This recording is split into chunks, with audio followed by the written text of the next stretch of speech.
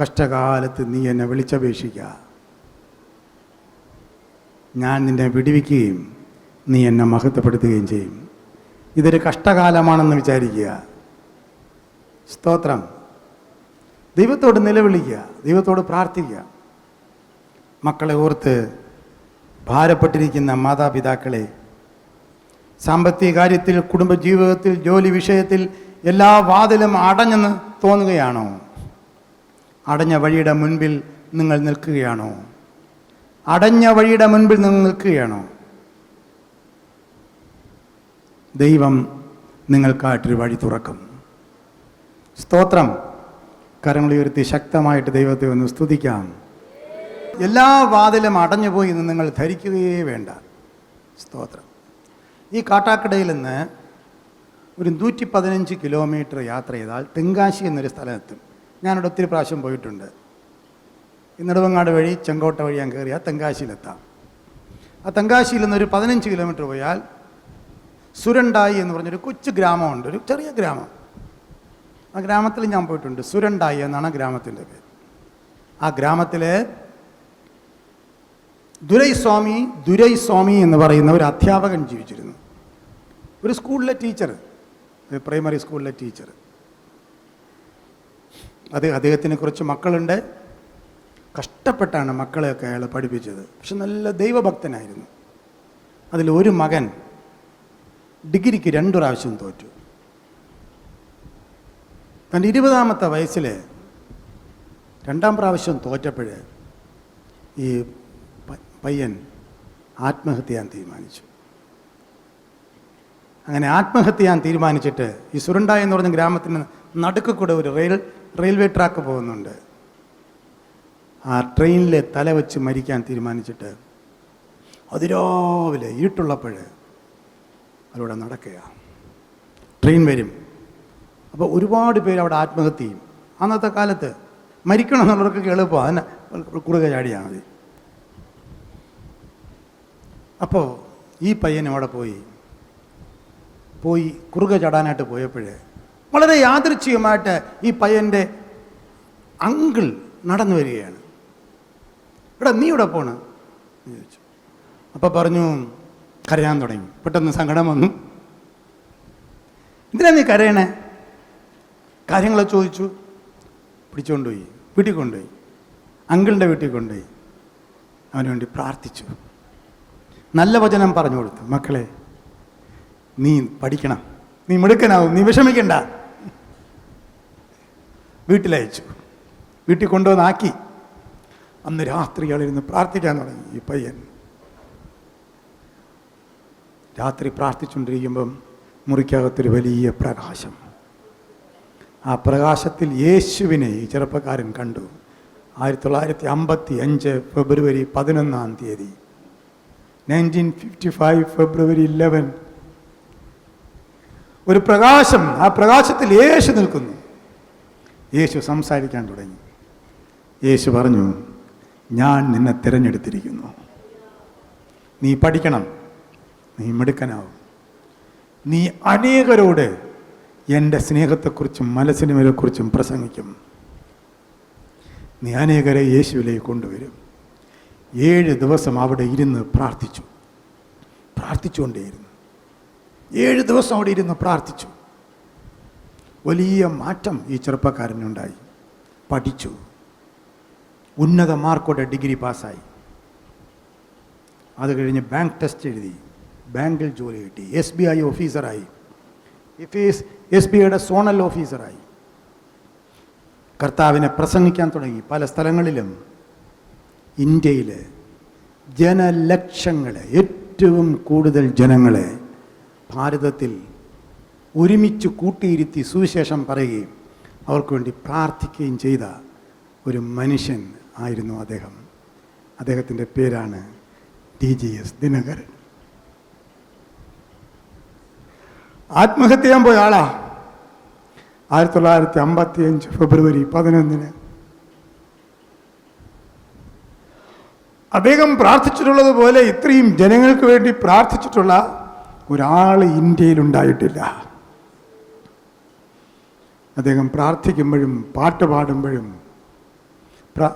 പ്രസംഗിക്കുമ്പോഴും ജനങ്ങൾ അവിടെ ഓടിക്കൂടി, ലക്ഷങ്ങൾ ഓടിക്കൂടി, മില്യൺസ് ഓഫ് പീപ്പിൾ. ഹല്ലേലൂയ. 2008 ഫെബ്രുവരി 20 അദ്ദേഹം ലോകത്തോട് യാത്ര പറഞ്ഞു. അവസാനമായിട്ട് അദ്ദേഹം പ്രസംഗിച്ചത് തിരുവനന്തപുരം ചന്ദ്രശേഖരൻ നായർ സ്റ്റേഡിയത്തിലായിരുന്നു. അവിടെ നിന്ന് അദ്ദേഹം ഹോസ്പിറ്റലൈസ് ചെയ്യപ്പെടുകയും മരിക്കുകയും ചെയ്തു. അദ്ദേഹത്തിൻ്റെ ശവസംസ്കാര ശുശ്രൂഷയിൽ പങ്കെടുക്കാൻ ദൈവം എനിക്ക് കൃപ തന്നു. 2008 ഫെബ്രുവരി 20. അതെല്ലാം ദൈവത്തിൻ്റെ കൃപയാണ്. ആ സംഭവം ഞാനിപ്പോഴും ഓർക്കുകയാണ്. എൻ്റെ പ്രിയ സഹോദരി സഹോദരന്മാരെ, അദ്ദേഹത്തെ ഏറ്റവും അടുത്തറിയാൻ എനിക്ക് ദൈവം കൃപ ചെയ്തിട്ടുണ്ട്.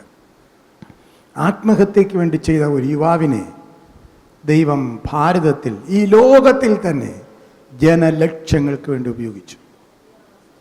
എല്ലാ വാതിലും അടഞ്ഞെന്ന് തോന്നുമ്പോൾ നിന്റെ ജീവിതം അവസാനിപ്പിച്ച് കളയരുത്. നിനക്ക് വേണ്ടി ഒരു വഴി ദൈവം തുറക്കും. നിന്റെ മുൻപിലൊരു വഴി ദൈവം തുറന്നിടും. ഞാനിപ്പോൾ ഏകദേശം 3 വർഷമായിട്ട്, 2.5 വർഷത്തിൽ കൂടുതലായിട്ട് ഡൽഹിയിലാണ് താമസിക്കുന്നത്. നിങ്ങൾക്കറിയാമായിരിക്കും. ഡൽഹിയിൽ അടുത്ത ഒരു 70 കിലോമീറ്ററിനപ്പുറത്ത് മീററ്റ് എന്ന് പറഞ്ഞൊരു സ്ഥലമുണ്ട്. ആ മീററ്റ് എഞ്ചിനീയറിംഗ് കോളേജിൽ പഠിക്കുന്ന ഒരു കൊച്ചു പയ്യൻ, ക്രിസ്ത്യാനിയല്ല, ഹിന്ദു പയ്യൻ. അവനിങ്ങനെ വീട്ടിൽ കിടന്നുറങ്ങുകയാണ്.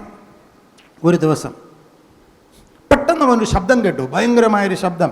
എന്ത് ശബ്ദമെന്നറിയാൻ വേണ്ടി അവൻ എഴുന്നേറ്റപ്പോഴേ അവൻ്റെ അമ്മയുടെ ശബ്ദമാണ്. അലറി വിളിക്കുകയാണ്. അതെന്തെന്ന് നോക്കാൻ അമ്മയുടെ മുറിയിലേക്ക് ഓടിപ്പോയപ്പോഴേ അമ്മ ഒരു കത്തിയുമായിട്ട് നിൽക്കുന്നു. അവൻ്റെ അപ്പൻ അമ്മയുടെ മുൻപിൽ മുട്ടുകുത്തി നിന്ന് ഒരു കൊച്ചു കുട്ടിയെപ്പോലെ കേൾക്കുന്നു. അമ്മ എന്തൊക്കെയോ പറയുന്നു, എന്തോ കൽപ്പിക്കുന്നു. അപ്പൻ അവിടെ നിന്ന് കേൾക്കുന്നു. എന്താണെന്ന് അവൻ ചോദിച്ചപ്പോഴേ അമ്മയുടെ മേൽ ദേവി വന്നു എന്ന് പറഞ്ഞു.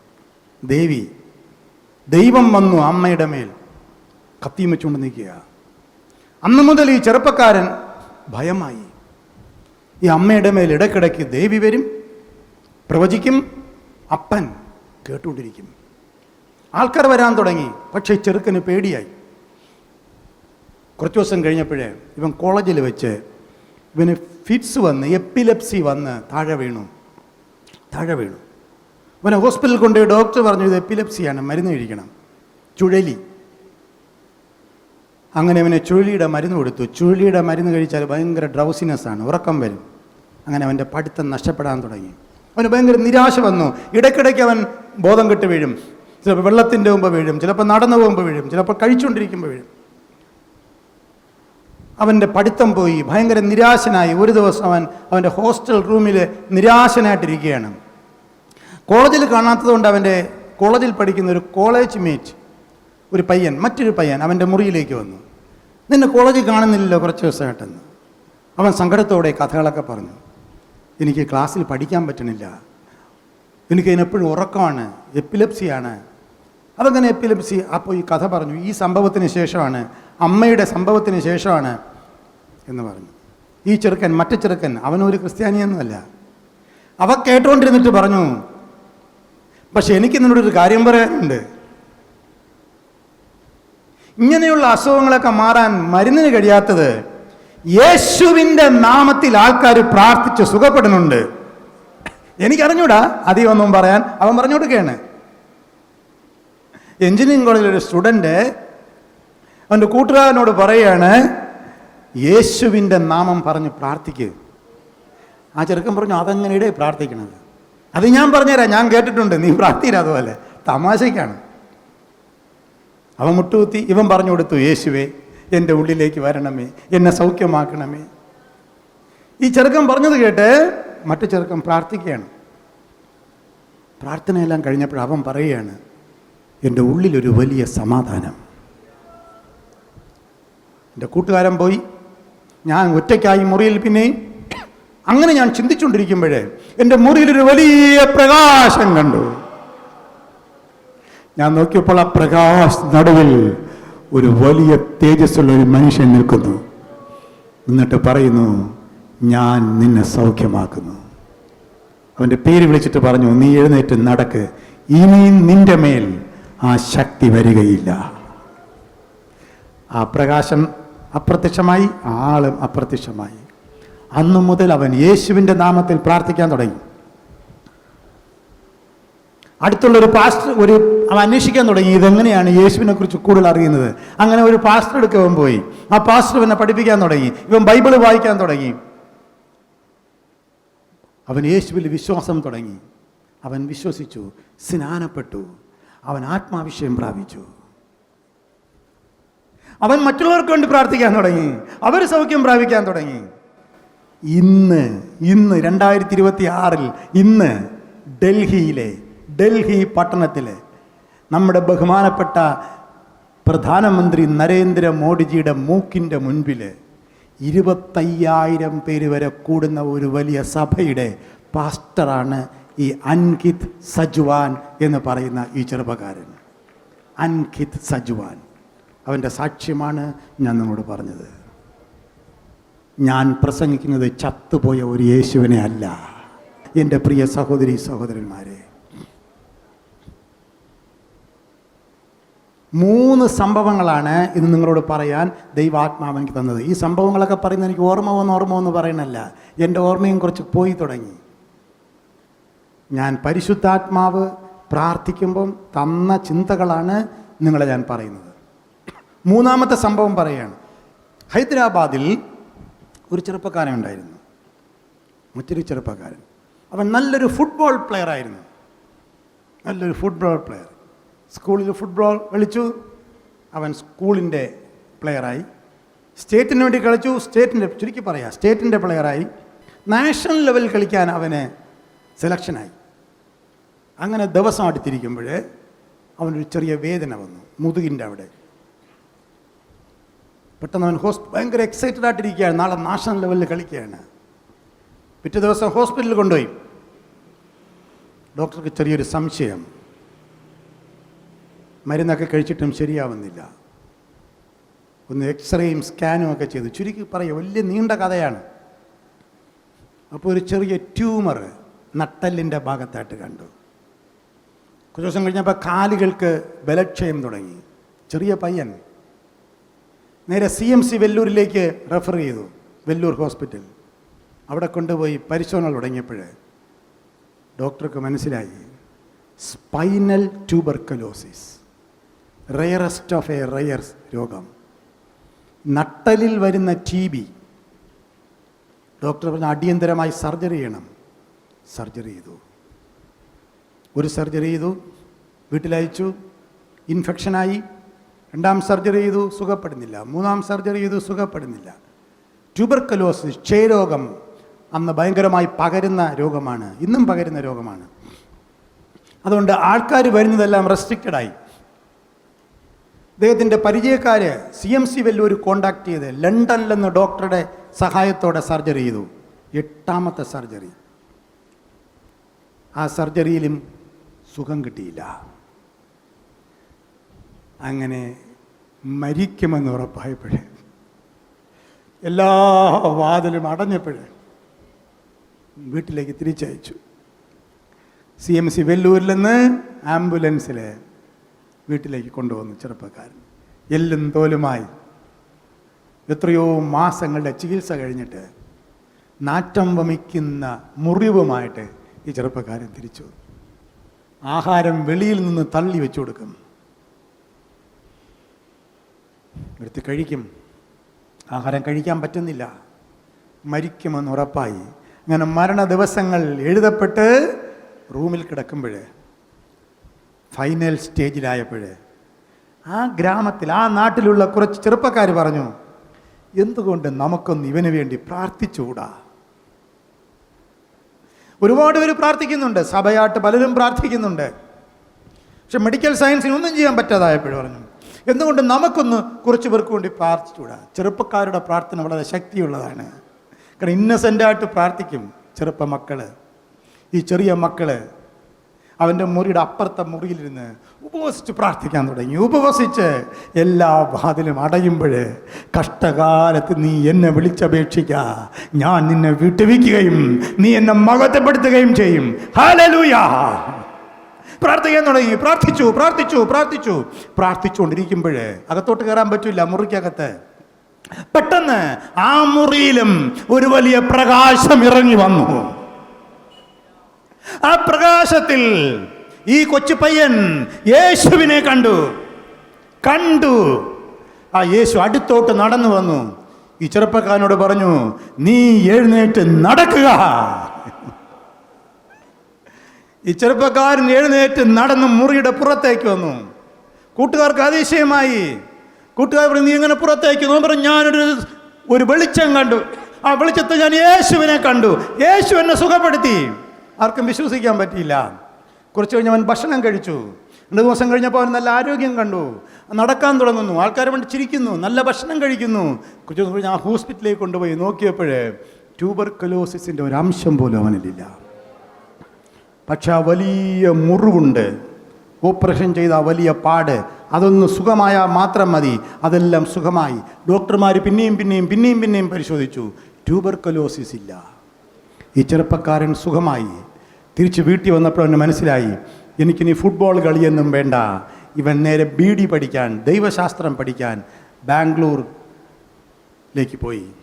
അവിടെ ചെന്ന് BD പഠിച്ചു, UTCയിൽ. അവിടെ നിന്ന് MGH പഠിച്ചു. അവിടെ നിന്ന് PhD ചെയ്തു. തിരിച്ചു വന്നപ്പോഴേ അദ്ദേഹത്തിൻ്റെ സഭ കരിംനഗർ എന്ന സ്ഥലമാണ്, അദ്ദേഹത്തിന് ഓർഡിനേഷൻ കൊടുത്തു, അച്ഛനായി. അത് കഴിഞ്ഞ് ഹൈദരാബാദിലുള്ള ഒരു സെമിനാരിയുടെ അധ്യാപകനായി അവിടെ ജോലി ചെയ്തുകൊണ്ടിരിക്കുമ്പോഴാണ് കരിംനഗർ ഡയസിസിൽ ഇലക്ഷൻ വരികയാണ്, ബിഷപ്പ് സെലക്ഷൻ. കുറേ പേര് വന്ന് പറഞ്ഞു, എന്തുകൊണ്ട് താങ്കൾ അപ്ലൈ ചെയ്യുന്നില്ല? താങ്കൾ അതിന് യോഗ്യനാണ്. വർഷങ്ങൾ പലതായല്ലോ അച്ഛനൊക്കെ ആയിട്ട്. അപ്ലൈ ചെയ്തു. അദ്ദേഹം കരിംനഗർ ഡയസിസിൽ ഐകകണ്ഠ്യേന ബിഷപ്പായി തിരഞ്ഞെടുക്കപ്പെട്ടു. ചർച്ച് ഓഫ് സൗത്ത് ഇന്ത്യയാണ്, CSI ആണ്. കുറച്ചു കാലം കഴിഞ്ഞപ്പോൾ അങ്ങനെ ഒരു പരിസ്ഥിതി ഉണ്ടായി. CSIയിൽ ഒരു മോഡറേറ്റർ വരേണ്ട ഒരു സമയമായി. ചില ആൾക്കാർ പോയി പറഞ്ഞു, എന്തുകൊണ്ട് നിങ്ങൾ മോഡറേറ്റർ മത്സരിക്കുന്നില്ല? വളരെ പ്രാർത്ഥിക്കുന്ന മനുഷ്യനാണ്. ചുരുക്കത്തിൽ പറയട്ടെ, അദ്ദേഹമാണ് ഇന്നത്തെ CSI moderator, the most reverend doctor Reuben Mark തിരുമേനി. അദ്ദേഹത്തിൻ്റെ ഒരുപാട് പ്രസംഗങ്ങൾ ഈ പാവപ്പെട്ട ഞാൻ ട്രാൻസ്ലേറ്റ് ചെയ്തിട്ടുണ്ട്. കൺവെൻഷൻ വരുമ്പോൾ ആദ്യത്തെ ദിവസം കേസക്കിടില്ല. ഇപ്പം ഞാൻ ആദ്യത്തെ ദിവസം ഒരു സ്ഥലത്ത് പ്രസംഗിക്കാൻ പോയപ്പോൾ ഇദ്ദേഹം കേസക്കിട്ടില്ല, ഞാൻ കേസക്കിട്ടിരിക്കുന്നു. ബിഷപ്പ് കേസൊക്കെ, അന്ന് അദ്ദേഹം ബിഷപ്പാണ്, മോഡറേറ്റർ അല്ല. ബിഷപ്പ് കേസക്കിടാതെ വന്നിരിക്കുന്നു, ഞാൻ കേസക്കിട്ടുകൊണ്ട് വന്നിരിക്കുന്നു. സാധാരണ ഒരു ക്ലർജി കോളർ ഷർട്ടേ ഉള്ളൂ. എനിക്ക് മനസ്സിലായില്ല. പ്രസംഗമെല്ലാം കഴിഞ്ഞിട്ട് ഇറങ്ങി ഒരൊറ്റ ഓട്ടം ഓടുന്നുണ്ട്. ഞാൻ എവിടെ പോകുന്നു? ഒത്തിരി ആൾക്കാരിരിക്കുന്നു. അദ്ദേഹം ഓടിയതെന്നറിയാമോ? ഏറ്റവും പുറകെ പോയിട്ട് ഈ ഷർട്ട് ഇങ്ങനെ ഉയർത്തി കാണിക്കുകയാണ്. അദ്ദേഹത്തിൻ്റെ മുതുകിൽ ഇത്രയും കൈ അകത്തിടാവുന്ന ആ ഹോൾ ഇപ്പോഴുമുണ്ട്. അദ്ദേഹം സാക്ഷ്യം പറഞ്ഞിട്ട് ആൾക്കാരെ കാണിക്കുകയാണ്, ഇതാണ് കർത്താവ് സൗഖ്യമാക്കിയത്. അത് കണ്ട ആൾക്കാർ പൊട്ടിക്കരയുന്നു. ഈ രൂപൻ മാർക്ക് തിരുമേനി ഇവിടെയും വന്ന് സാക്ഷ്യം പറഞ്ഞിട്ടുണ്ട് ഈ ആശ്രമത്തിൽ. എത്ര പേർക്ക് ഓർമ്മയുണ്ട്? നിങ്ങൾ പലരും കൈയുയർത്തി. അച്ഛൻ പറയുന്ന കഥകളൊന്നും കള്ളക്കഥകളല്ല.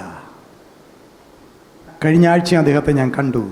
ഇന്നും ആ അതേ അഭിഷേകത്തോടെ അദ്ദേഹം സഭയെ നയിക്കുന്നു, ആൾക്കാർക്ക് വേണ്ടി പ്രാർത്ഥിക്കുന്നു. സ്തോത്രം. കഴിഞ്ഞ ഡിസംബറിൽ ഇന്ത്യയുടെ വൈസ് പ്രസിഡൻറ്റ് ഞങ്ങളുടെ സഭയുടെ ഏറ്റവും ഉയരത്തിൽ നിൽക്കുന്ന ചിലരെ വിളിച്ച് ഒരു ലഞ്ച് തന്നു. CNAയുടെ ജനറൽ സെക്രട്ടറി എന്നുള്ള രീതിയിൽ എന്നെയും വിളിച്ചു. CSIയുടെ മോഡറേറ്റർ എന്നുള്ള രീതിയിൽ രൂപൻ മാർക്ക് ബിഷപ്പ് ഉണ്ടായിരുന്നു. കുറച്ച് പേര് കുറേ സമയം അവിടെ ഞങ്ങൾ ചിലവഴിച്ചു, വർത്താനം പറഞ്ഞു, ഫോട്ടോ എടുത്തു. അപ്പോൾ അന്ന് നല്ല അടിപൊളി ഭക്ഷണം, ഏതോ 7 സ്റ്റാർ ഹോട്ടലിൻ്റെ ഭക്ഷണം. എല്ലാ സഭകളിലുള്ള ബിഷപ്പന്മാർ മാത്രമല്ല, മോഡറേറ്റർ, അങ്ങനെ വലിയ വലിയ ആൾക്കാർ, മെട്രോപൊളിറ്റൻസ്, സാധാരണ ബിഷപ്പന്മാരല്ല. CSIയിൽ നിന്ന് ഒരു ബിഷപ്പേ ഉള്ളൂ, ഈ മോഡറേറ്റർ മാത്രമേ ഉള്ളൂ. CNAയിൽ നിന്ന് ഞാനും CNAയുടെ മോഡറേറ്റർ മാത്രമേ ഉള്ളൂ. അത്ര വിഭവസമർത്ഥമായ ഭക്ഷണം. കഴിക്കുക. രൂപന്മാർക്ക് വിശപ്പ്, ഒന്നും കഴിക്കുന്നില്ല, വെള്ളം മാത്രം കുടിക്കുന്നു. ഞാൻ ചോദിച്ചു, ഇത്രയും വലിയൊരു ഫങ്ഷനല്ലേ തിരുമേനി, what happen? But I know what happen. No അച്ചീത് വിരത്തേർ അച്ചീത്, നോ അച്ചീത്. എനിക്ക് മനസ്സിലായി എന്താണെന്ന്. എന്താണ് ഈസ് ഫാസ്റ്റിംഗ്. എത്ര വലിയ കൊട്ടാരമായാലും, ഇന്ത്യൻ പ്രസിഡൻറ്റിൻ്റെ ഭവനമായാലും, fasting is fasting, no compromise. അദ്ദേഹം ഇത് പറഞ്ഞില്ല ആരോടും. ഞാൻ ചോദിച്ചു, you are fasting? Yes, I am fasting. ഇന്ത്യയുടെ ഏറ്റവും വലിയ ജനസംഖ്യ കൊണ്ട് ഏറ്റവും വലിയ പ്രൊട്ടസ്റ്റൻ്റ് സഭയാണ് CSI. ഞാൻ പറയട്ടെ, CSIയുടെ മോഡറേറ്റർ യേശുവിനെ കണ്ട ആളാണ്. ഇതൊരു കെട്ടുകഥയല്ല. അതുകൊണ്ടാണ് അപ്പോസ്തലന്മാർ 4 കാര്യം പ്രസംഗിച്ചു. ആരെ വേണം വിളിച്ചു ചോദിക്കൂ. പത്രോസിനെ അവർ പിടിച്ചുകൊണ്ടുപോയി ചോദ്യങ്ങൾ ചോദിച്ചു. എവിടെ നിന്നാണ് വരുന്നത്? ആരാണ്? എന്താണ് നിങ്ങളുടെ പ്രശ്നം? സ്തേഫാനോസിനെ പിടിച്ചു. അവസാനം കല്ലെറിഞ്ഞു കൊന്നു. കൊല്ലുന്നത് വരെ സ്തേഫാനോസ് ഒരു കാര്യം മാത്രം പറഞ്ഞു, യേശു ക്രൂശിൽ മരിച്ചത് മനുഷ്യർക്ക് വേണ്ടിയാണ്, ലോകത്തിന് വേണ്ടിയാണ്. യേശു മരിച്ചു, യേശു ഉയർത്തെഴുന്നേറ്റു, യേശു ഇന്നും ജീവിക്കുന്നു, ആ യേശു പിന്നെയും വരും. പത്രോസിനെ പിടിച്ചു, ചോദ്യങ്ങൾ ചോദിച്ചു. പത്രോസ് ഇത് തന്നെ പറഞ്ഞു, യേശു ക്രിസ്തു ക്രൂശിൽ മരിച്ചു, അത് മാനവജാതിയുടെ പാപപരിഹാരത്തിന് വേണ്ടിയാണ്. ആ യേശു ഉയർത്തെഴുന്നേറ്റു, ആ യേശു ഇന്നും ജീവിക്കുന്നു, ആ യേശു പിന്നെയും വരും. പൗലൂസ് പല സ്ഥലങ്ങളിലും പ്രസംഗിച്ചു. പൗലൂസിന് ആൾക്കാർ ചോദിച്ചു, പൗലൂസേ എന്താണ് നീ പ്രസംഗിക്കുന്നത്? പൗലൂസ് പറഞ്ഞു, ഞാൻ പ്രസംഗിക്കുന്ന യേശു ക്രൂശിക്കപ്പെട്ട യേശുവാണ്. യേശു ക്രൂശിക്കപ്പെട്ടു, മരിച്ചിട്ട് ഉയർത്തെഴുന്നേറ്റു, ഇന്നും ജീവിക്കുന്നു, ആ യേശു പിന്നെയും വരും. യേശു മരിച്ചു പോയ ഒരു ഇതിഹാസമല്ല, യേശു ഇന്നും ജീവിക്കുന്നവനാണ്. ആ ജീവിക്കുന്ന യേശുവിനെയാണ് നിങ്ങൾ ആരാധിക്കുന്നത്. ആ ജീവിക്കുന്ന യേശുവിനെ ആരാധിക്കാനാണ് ഇന്നിവിടെ കടന്നു വന്നിരിക്കുന്നത്. ആ യേശുവാണ് പറയുന്നത്, കഷ്ടകാലത്ത് നീ എന്നെ വിളിച്ചപേക്ഷിക്ക, ഞാൻ നിന്നെ വിടുവിക്കും, നീ എന്നെ മഹത്വപ്പെടുത്തും. കൈകളെ അടിച്ച് നമുക്ക് ദൈവത്തെ സ്തുതിക്കാം, ശക്തമായി സ്തുതിക്കാം. ആമേൻ. ഇത് മതപരിവർത്തനമല്ല. ഏത് സർക്കാർ എത്ര കോടികൾ ചെലവാക്കിയാലും പരിഹരിക്കപ്പെടാത്ത മനുഷ്യർക്ക് അസാധ്യമായ കാര്യങ്ങളാണ് ജീവിക്കുന്ന കർത്താവ് ചെയ്യുന്നത്. അതുകൊണ്ടാണ് ഞങ്ങളും യേശുവിനെ പ്രസംഗിക്കുന്നത്. സ്തോത്രം. അടഞ്ഞുപോയ വാതിലുകളെ തുറന്ന ചില അനുഭവങ്ങളെ പറയട്ടെ. 1, അബ്രഹാമിൽ നിന്ന് തുടങ്ങാം. നമുക്കറിയാം 22-ാം അധ്യായം അബ്രഹാമിനെ കുറിച്ച് എഴുതിയിരിക്കുന്നത് അധ്യായത്തിലാണ്. ഏത് പുസ്തകത്തിലാണ്? ഉൽപ്പത്തി 22-ാം അധ്യായം 1 മുതൽ 14 വരെ. വായിക്കാൻ സമയമില്ല. അബ്രഹാമിനോട് ദൈവം പറഞ്ഞു, നിന്റെ മകനെ ഇസഹാക്കിനെ തന്നെ എനിക്കായി തരിക. ചിലപ്പോൾ ദൈവം നമ്മളോട് ചോദിക്കുന്നത്, നിനക്ക് ഏറ്റവും ഇഷ്ടപ്പെട്ടതിനെ വിടാൻ തയ്യാറാണോ? സാക്രിഫൈസാണ്. എന്നോട് പലപ്പോഴും ദൈവം ചോദിച്ചിട്ടുണ്ട്, നിനക്ക് ഏറ്റവും ഇഷ്ടപ്പെട്ടതിനെ, സ്തോത്രം, നിനക്ക് പ്രയോജനമുള്ളതിനെ, ഫോർ മൈ സേക്ക്, എനിക്ക് വേണ്ടി വിടാൻ ഇഷ്ടമാണോ? വലിയ പരിശോധനയാണ്. അബ്രഹാം മോനെയും കൊണ്ട് മോറിയ മലയിൽ പോയപ്പോൾ അവിടെ ദൈവം അബ്രഹാമിന് വേണ്ടി എന്തൊരുക്കിയിരുന്നു? ഒരു ആടിനെ ഒരുക്കിയിരുന്നു. ദൈവം പറയുകയാണ്, യഹോവ നമ്മളെ കരുതുന്ന ദൈവമാണ് മോനെ. യഹോവ ഈരേ, കരുതുന്ന ദൈവം. എല്ലാ വാതിലും അടഞ്ഞപ്പോൾ കത്തിയെടുത്ത് മകൻ്റെ കഴുത്തിൽ വെട്ടാൻ തുടങ്ങുന്നതിന് മുൻപ് ദൈവം വഴി തുറക്കുകയാണ്. സ്തോത്രം. നമുക്ക് നഷ്ടപ്പെട്ടു പോകും എന്ന് തോന്നുമ്പോഴും വഴി തുറക്കുന്നൊരു ദൈവം നമുക്കുണ്ട്. രണ്ടാമത്, എനിക്ക് ബൈബിളിൽ, നിങ്ങൾ ചോദിക്കുകയാണ് ബൈബിളിൽ ഏറ്റവും ഇഷ്ടപ്പെട്ട സ്ത്രീ ആരെന്ന് ചോദിച്ചാൽ, എന്നോട് ചോദിച്ചാൽ ഞാൻ പറയും, എനിക്കെല്ലാത്തിനും ഉത്തരമുണ്ട്. അച്ഛൻ ഇഷ്ടം പോലെ ആയിക്കോന്ന് പറയത്തില്ല, ഞാൻ ഉത്തരം പറയും. പഴയ നിയമത്തിൽ എനിക്ക് ഏറ്റവും ഇഷ്ടപ്പെട്ട സ്ത്രീ, പുതിയ നിയമത്തിൽ ഏറ്റവും ഇഷ്ടപ്പെട്ട സ്ത്രീ ആദ്യം പറയാം. പുതിയ നിയമത്തിൽ ഏറ്റവും ഇഷ്ടപ്പെട്ട സ്ത്രീ അമ്മ മറിയയാണ്. ആമേൻ. ഞാൻ മറിയ എന്ന് പറയത്തില്ല, അമ്മ മറിയ. Mother Mary. കാരണം എൻ്റെയും കൂടെ അമ്മയാണ്. യേശുവിൻ്റെ അമ്മ എൻ്റെയും കൂടെ അമ്മയാണ്. ആമേൻ, സ്തോത്രം. എനിക്ക് വേണ്ടി അമ്മയ്ക്ക് ഇപ്പോൾ പ്രാർത്ഥിക്കാൻ പറ്റുമോയെന്ന് എനിക്ക് അറിഞ്ഞുകൂടാ. പറ്റുവാണെങ്കിൽ തീർച്ചയായിട്ടും അമ്മ എനിക്ക് വേണ്ടിയും പ്രാർത്ഥിക്കുമെന്ന് എനിക്കറിയാം. കാരണം എനിക്ക് ആ അമ്മയെ ഇഷ്ടമാണ്. പഴയ നിയമത്തിൽ എനിക്ക് ഏറ്റവും ഇഷ്ടപ്പെട്ട സ്ത്രീ ഹാഗറാണ്. അതുകൊണ്ടാണ് എൻ്റെ പാട്ടിൽ ഞാൻ ഹാഗറിനെ പോലെ അലഞ്ഞപ്പോൾ കരഞ്ഞപ്പോൾ എന്നൊക്കെ പാടിയത്. ഹാഗർ ഉൽപ്പത്തി പുസ്തകം 21-ാം അധ്യായത്തിലാണ് അത് എഴുതിയിരിക്കുന്നത്. 21 ഹാഗറിനെ കുറിച്ച് നമുക്കറിയാം. സംഭവം 14 മുതൽ 19 വരെയാണ്. ആമേൻ. 2 പ്രാവശ്യം ഒരിക്കൽ പീഡനം സഹിക്കാൻ വയ്യാതെ ഇറങ്ങിപ്പോയി. അവിടെ വെച്ച് ദൈവം വിളിക്കുകയാണ്, ഹാഗറെ എവിടെന്നാ വരണേ? ഹാഗർ ദൈവത്തിനൊരു പേരിട്ടു, ഏൽ റോയ്, കാണുന്ന ദൈവം. ആദ്യമായി ദൈവത്തിന് പേരിടുന്നത് ഒരു സ്ത്രീയാണ്. ഏൽ റോയ്. ഏൽ എന്ന് വെച്ചാൽ ദൈവം, റോയ് എന്ന് വെച്ചാൽ കാണുന്ന, എന്നെ കാണുന്ന ദൈവം. ആമേൻ. ആമേൻ പറഞ്ഞ് 2-ാം പ്രാവശ്യം അബ്രഹാം ഇറക്കി വിടുകയാണ് ഹാഗറിനെയും മകനെയുമായിട്ട്. കുറച്ച് അപ്പക്കഷ്ണം ഒരു തുരുത്തി വെള്ളവുമായിട്ട് ബർശേബ മരുഭൂമിയിൽ ഉഴന്ന് വലയുന്ന സമയത്ത് ദൈവം ഇറങ്ങി വന്നിട്ട് പറയുകയാണ്, അവിടെ എല്ലാ വാതിലും അടഞ്ഞു. അല്പസമയം കഴിയുമ്പോൾ മരിച്ചു പോകും. പക്ഷേ അപ്പോൾ ബാലൻ്റെ നിലവിളി സ്വർഗത്തിലെത്തിയിട്ട് ഹാഗറിൻ്റെ കണ്ണ് തുറന്ന് കാണിക്കുകയാണ്. നോക്ക്, മരുഭൂമിയിൽ വെള്ളം പുറപ്പെട്ടു വരുന്നു. ദൈവം അവിടെ പറയുന്നൊരു കാര്യമുണ്ട്. അവിടെ എഴുതിയിരിക്കുന്നു 20-ാം അധ്യായത്തിൽ, ദൈവം ബാലനോട് കൂടെ ഉണ്ടായിരുന്നു. അവൻ മരുഭൂമിയിൽ പാർത്തു, മുതിർന്നപ്പോൾ ഒരു വില്ലാളിയായി തീർന്നു. മരുഭൂമിയിൽ പാർക്കുന്നവരൊക്കെ വളരുമ്പോൾ വില്ലാളിയായി തീരും. എഴുതി വെച്ചോ. മരുഭൂമി ജീവിതത്തിൽ ജീവിക്കുന്നവർ വളരുമ്പോൾ വില്ലാളിയായി തീരും. സുഖലോലുപമായി ജീവിക്കുന്നവരൊന്നും, എല്ലാം സുഖമായിട്ട് സ്മൂത്തായിട്ട് പോണവരൊന്നും വില്ലാളിയായി തീരില്ല. നിനക്കൊരു വില്ലാളിയാകണമോ? മരുഭൂമി വാസങ്ങൾ, നീ കടന്നു പോകുന്ന ഓരോ മരുഭൂമി വാസങ്ങളും നിന്നെ വില്ലാളിയാക്കാനാണ് ദൈവം അത് ചെയ്യുന്നത്. അവിടെ ഇരിക്കുന്നു. പക്ഷെ ഒരു കാര്യമുണ്ട്, ദൈവം ബാലനോട് കൂടെ ഉണ്ടായിരുന്നു. 3 കാര്യങ്ങൾ. നല്ലൊരു പ്രസംഗം കിട്ടിയില്ലേ? ദൈവം ബാലനോട് കൂടെ ഇരുന്നു. 2, അവൻ മരുഭൂമിയിൽ പാർത്തു. 3, അവൻ വില്ലാളിയായി തീർന്നു. ആമേൻ. 3-ാമത്തെ സംഭവം, 1 അബ്രഹാം, 2 ഹാഗറും ഇസ്മായേലും. 3 ഇസ്രായേൽ മക്കൾ ചെങ്കടലിൻ്റെ മുമ്പ് വന്നു. നമുക്കറിയാം, ചെങ്കടൽ എന്ന് പറയുന്നത് വലിയൊരു അടഞ്ഞ വാതിലാണ്, അടഞ്ഞ അധ്യായമാണ്. ഇനി അങ്ങോട്ടില്ല. 14-ാം അധ്യായം പുറപ്പാട്, അതിൻ്റെ 10 മുതൽ 31 വരെയുള്ള വാക്യം. ദൈവം പറഞ്ഞു, മോശെ, നീ നിലവിളിക്കുന്നത് എന്ത്? ഈ ചെങ്കടലിലൂടെ നടന്നു പോ. എങ്ങനെ പോവും? നീ പോകാനായി പറയുക, ചെങ്കടൽ വിഭജിക്കും. നമുക്കറിയാം, ചെങ്കടൽ വിഭജിച്ചു, വഴി തുറന്നു. ആമേൻ. വഴിയൊരുക്കും അവൻ ആഴികളിൽ. സമയമില്ലാത്തതുകൊണ്ട് ഞാൻ പാടുന്നില്ല. 4-ാമത്തെ സംഭവം, ന്യായാധിപന്മാരുടെ പുസ്തകം 15-ന്റെ 14 മുതൽ 19 വരെ.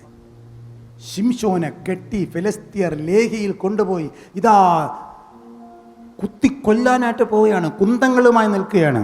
വാതിൽ അടഞ്ഞു. അപ്പോൾ അവിടെ എഴുതിയിരിക്കുന്നു, അപ്പോൾ ദൈവത്തിൻ്റെ ആത്മാവ് ശിംശോന്റെ മേൽ വന്നു. കയ്യിൽ കെട്ടിയിരുന്ന കയറുകൾ ചണനൂല് കത്തി കരിയുന്നതുപോലെ കത്തി ചാമ്പലായി. ശിംശോൻ വിടുവിക്കപ്പെട്ടു. വാതിൽ അടയുമ്പോൾ 5-ാമത്തെ സംഭവം, 1 രാജാക്കന്മാർ 17-ന്റെ 1 മുതൽ 16 വരെ. കെരീത്ത് തോട്ടിൽ പാർക്കുകയാണ്. കാക്ക കൊണ്ടുവരുന്ന ഭക്ഷണവും കഴിച്ച് ഏലിയാവ്. അവിടെ എഴുതിയിരിക്കുന്നു, ഒരു ദിവസം പോയപ്പോൾ കെരീത്ത് തോട്ടിലെ വെള്ളം വറ്റിപ്പോയി. ആമേൻ.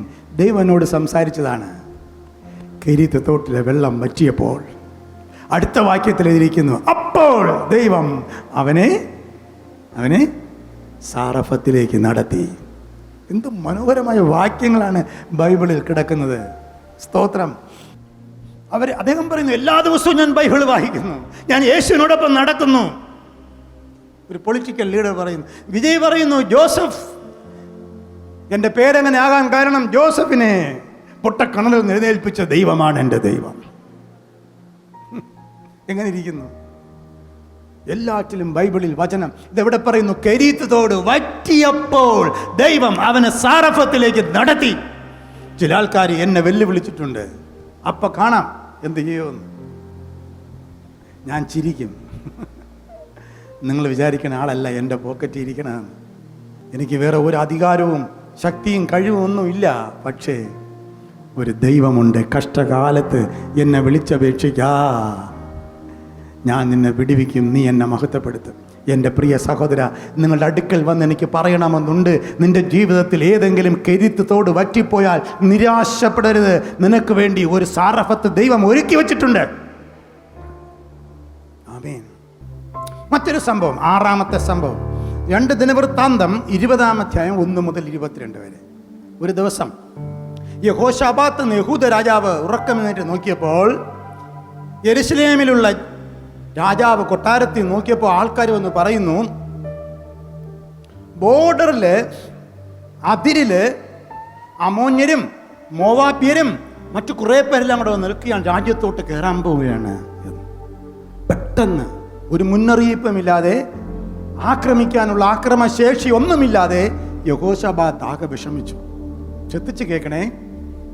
ആകെ വിഷമിച്ചിട്ട് എന്ത് ചെയ്യണമെന്ന് അറിഞ്ഞുകൂടാതെ യഹോശാബാത്ത് അദ്ദേഹം വലിയ ഭക്തനൊക്കെയാണ്. ഈ ഭക്തന്മാർക്കൊരു കുഴപ്പമുണ്ട്, ഈ ബുദ്ധി കുറച്ച് കുറവാണ്, ഭയങ്കര ഭക്തിയാണ്. അതുകൊണ്ട് ഈ പാസ്റ്റർമാരാണ് പുള്ളിയുടെ കൂടെ കൂടുതലുള്ളത്. പുരോഹിതന്മാരെയൊക്കെ വിളിച്ചു കൂട്ടി എന്താ ചെയ്യണം? അകപ്പാടെ യഹോശാബാത്തിനുള്ളത് സൈന്യബലമല്ല, കുറെ പാട്ട് പാടി പ്രാർത്ഥിക്കുന്ന കുറച്ച് ഉപദേശിമാരാണ്. വിളിച്ചു കൂട്ടി. എന്താണോ ചോദിച്ചു. എല്ലാവരും അങ്ങോട്ട് നോക്കിയാൽ പാവം, ഇവരെ കൊണ്ട് എന്ത് ചെയ്യാൻ പറ്റും? അങ്ങനെ ഇരിക്കുമ്പോൾ ബാലേഷ് മാഷിനെ പോലത്തെ ഒരാളുണ്ടായിരുന്നു അവിടെ. നിങ്ങളെപ്പോലത്തെ ഒരാൾ അവിടെ ഉണ്ടായിരുന്നെന്ന്. ബൈബിളിൽ ഒരു മ്യൂസിക് ഡയറക്ടറുണ്ട്. ബൈബിളിൽ പേരറിയാമല്ലോ. ബൈബിളിലെ മ്യൂസിക് ഡയറക്ടർ ആരാണ്? ആസഫാണ് പാട്ട് ട്യൂൺ ചെയ്യുന്നത് ദാവീദിന് വേണ്ടി. ആസഫിന്റെ കുടുംബത്തിലുള്ള 6-ാം തലമുറക്കാരനായ യാസിയേൽ എന്നൊരു പയ്യൻ കഹാത്യരാണ്, തിരഞ്ഞെടുക്കപ്പെട്ടവരാ ഈ വേലയ്ക്ക് വേണ്ടി. ചുമ്മാ ഇന്നെല്ലാവരും കയറി ഒന്നും ചെയ്യാൻ പാടില്ല. ഇന്ന് എല്ലാവർക്കും ചെയ്യാം, അതിൻ്റെ കുഴപ്പങ്ങളുണ്ട്. ഇപ്പൊ കഹാത്യർ ആയിട്ടുള്ളവര് അതിലുള്ള ഒരു യഹസ്യേലിന്റെ മേൽ ദൈവത്തിന്റെ ആത്മാവ് വന്നു. എന്ത് ചെയ്യണമെന്ന് യഹോശാബാത്ത് ചോദിക്കുമ്പോൾ ആഹാസിന്റെ കുടുംബത്തിലുള്ള പാടുന്ന കുടുംബത്തിലുള്ള പാട്ടുകാരനായ ഒരു 4-ാം തലമുറക്കാരൻ യഹസ്യേലിന്റെ മേൽ പരിശുദ്ധാത്മാവ് വന്നിട്ട് പറഞ്ഞു, യഹോശാബാത്തെ ഭയപ്പെടേണ്ട, നിന്റെ ജനത്തെ തയ്യാറാക്കുക.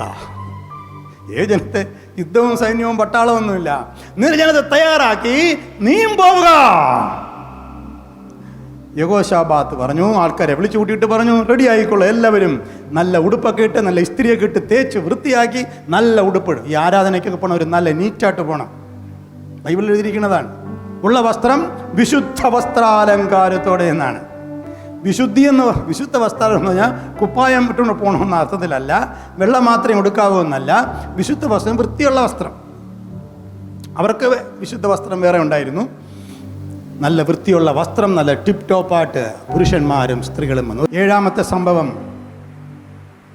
ശദ്രക് മേശക് അബേദ്നെഗോവിനെതിരെ തീച്ചൂള ഉണ്ടാക്കിയതാണ്. നെബൂഖദ്നേസർ രാജാവ് പൊന്ന് കൊണ്ടൊരു വലിയ ബിംബം ഉണ്ടാക്കി, 60 അടി പൊക്കമാണ്. അതിനെ പൊന്നു കൊണ്ടുണ്ടാക്കി. അതിനെ നമസ്കരിക്കാത്തവരെല്ലാം തീച്ചുളയിൽ തള്ളിയിടുമെന്ന് പറഞ്ഞു. നമുക്കതേ അറിയാം.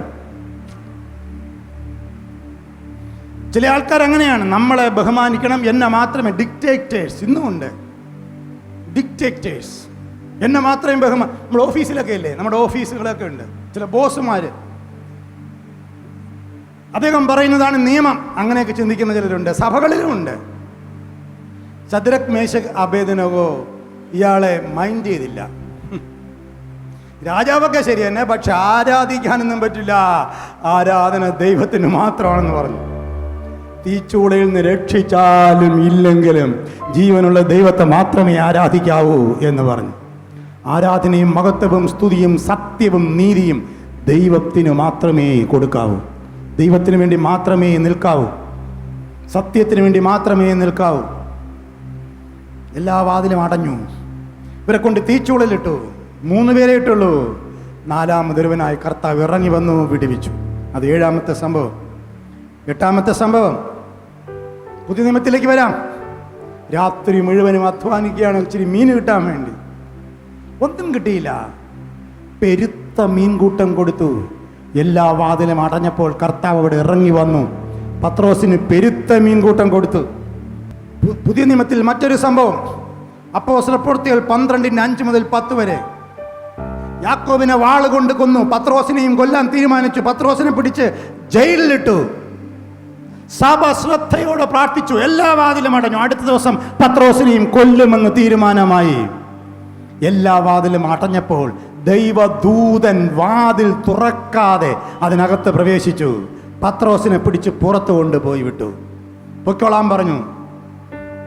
എവിടെയാണോ ജനം പ്രാർത്ഥിച്ചുകൊണ്ടിരുന്നത് അവിടേക്ക് പത്രോസ് വന്നു, കതക് തട്ടി. എല്ലാ വാതിലും അടയുമ്പോൾ തുറക്കുന്ന ഒരു ദൈവം നിനക്കുണ്ട്. അവസാനത്തെ കാര്യം കൂടെ പറഞ്ഞ 10ാമത്തെ സംഭവം, യോഹന്നാൻ അപ്പോസ്തലനെ പത്മോസിലേക്ക് വിട്ടു. പത്മോസിലേക്ക് നാട് കടത്തി. അവിടെ വെച്ച് കൊല്ലപ്പെടും. അവിടെ വെച്ച് നാട് കടത്തപ്പെടുന്നവർ രക്ഷപ്പെടത്തില്ല. കാരണം അവരെ നെറ്റിയിൽ വലിയ ഒരു ആലേഖനം കാണും. വലിയ കൽ ജോലികൾ ചെയ്ത്, അടിമകളെപ്പോലെ ജോലി ചെയ്ത്, കയ്യും കാലും ചങ്ങലിലിടപ്പെട്ടവരായി ജീവിച്ച് ഒടുവിൽ മരിക്കും. അങ്ങനെ അവിടെ കഴിഞ്ഞ യോഹന്നാൻ അപ്പോസ്തലൻ പത്മോസ് ദ്വീപിൽ ഒരു ദിവസം കർത്തൃ ദിവസത്തിൽ ആത്മവിവേശതയിലായി.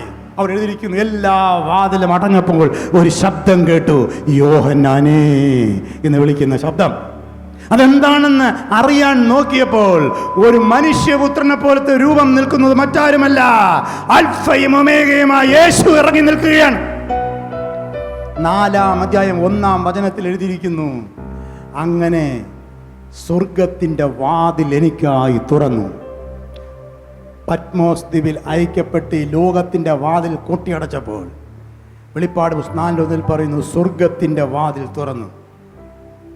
കർത്താവ് എഴുന്നള്ളി പറയുകയാണ്, നിങ്ങളുടെ സഹോദരനും യേശുവിൻ്റെ കഷ്ടതയിൽ അജിത്തിലും സഹിഷ്ണുതയിലും കൂട്ടാളിയും യോഹന്നാൻ എന്ന ഞാൻ ദൈവവചനവും യേശുവിൻ്റെ സാക്ഷ്യവും നിമിത്തം പത്മോസ് ദ്വീപിലായി കർത്ത ദിവസത്തിൽ ആത്മവിവശനായി.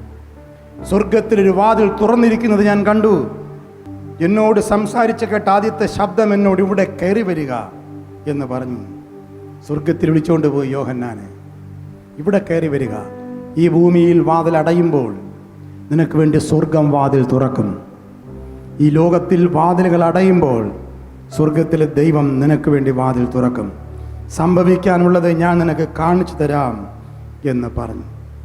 ഇന്ന് പ്രഭാതത്തിൽ നമ്മൾ പ്രാർത്ഥിക്കാൻ പോവുക. 10 സംഭവങ്ങളെ ഞാൻ പറഞ്ഞു, പഴയ നിയമത്തിൽ നിന്നും പുതിയ നിയമത്തിലുമായി. ഇതാണ് പറഞ്ഞത്, എവിടെയാണോ നിങ്ങളുടെ മുമ്പിൽ വാതിൽ അടയുന്നത് അവിടെ നിങ്ങൾക്ക് വേണ്ടി കർത്താവ് ഒരു വാതിൽ തുറക്കും എന്നാണ് പറഞ്ഞത്. ഒരു വാതിലും എന്നേക്കുമായി അടയ്ക്കപ്പെടുന്നില്ല. അതുകൊണ്ട് നിരാശപ്പെട്ട് പോകരുത് എന്നാണ് നിങ്ങളോട് ഇന്ന് പ്രഭാതത്തിൽ ഞാൻ പറഞ്ഞുകൊണ്ടിരുന്നത്. നമ്മൾ ഒരുമിച്ച് പ്രാർത്ഥിക്കാൻ പോവുകയാണ്. മുടിയനായ പുത്രൻ തൻ്റെ ജീവിതത്തിൽ എല്ലാ വാതിലും അടഞ്ഞെന്ന് തോന്നിയപ്പോൾ അപ്പൻ്റെ അടുക്കിലേക്ക് മടങ്ങി വന്നതുപോലെ നമുക്ക് മടങ്ങി വരാം. കർത്താവ് പറയുന്നു, എൻ്റെ അടുക്കൽ വരുന്നവനെ ഞാൻ ഒരു നാളും കൈവിടുകയില്ല, ഉപേക്ഷിക്കുകയുമില്ല.